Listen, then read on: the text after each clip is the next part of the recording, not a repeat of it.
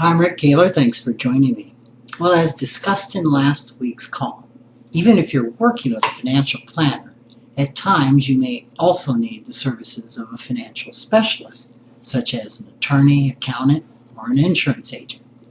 In a situation where the specialist's advice may seem to conflict with the suggestions of your financial planner, as a rule, the specialist always has the last word. After all, they are the experts. Their particular knowledge is the reason your generalist financial planner recommended consulting them in the first place. Occasionally, however, a specialist's recommendations may not be in your best interest. Most are skilled professionals who are very good at their jobs and provide a great service to their clients in moving the financial planning process forward. However, as in any profession, there are exceptions. One example of this is when a specialist's knowledge doesn't adequately cover the particular needs of a client's situation.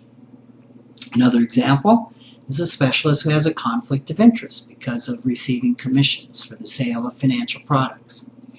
Both of these may be more likely to occur when specialists are chosen less because of their skills and more because of a prior relationship with the client.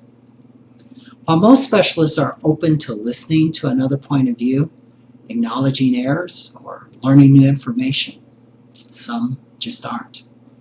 It's those specialists who lack the needed knowledge and are unwilling to admit errors that cause financial planners to lose sleep. If a financial planner disagrees with the client's specialist and says so, this can put the client in a difficult and unenviable position of having to choose between two trusted professionals, one of whom may not have all the facts right.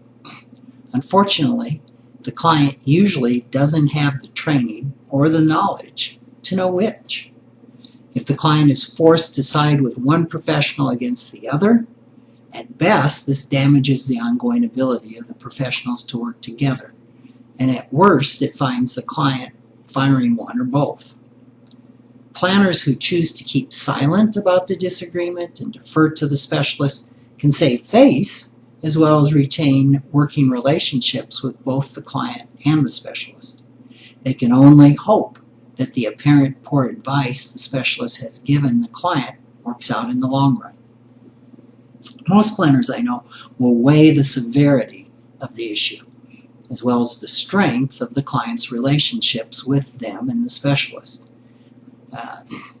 And they'll do this when trying to decide how forcefully to oppose poor advice. If the consequences are significant, many financial planners will risk losing their relationship with the client to point out a specialist's error. So what can you do to encourage your planner to level with you if one of your specialists is giving you advice that, of course, in the financial planner's opinion, doesn't serve you well? I really don't have a definitive answer to this difficult question. One thing I can suggest is that communication is essential. It's important that you fully and openly explore any disagreement a planner expresses, no matter how insignificant it sounds. My second suggestion is to minimize the chances of getting poor advice in the first place. Avoid anyone who might have a conflict of interest, especially if they receive commissions for selling you something. Don't assume a professional you've worked with in other areas is qualified for this particular concern.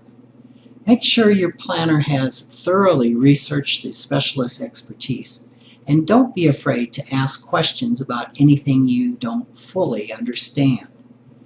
Partner with your financial planner to choose a specialist carefully in the beginning and increase the likelihood that all of you will be able to work effectively and efficiently as a team.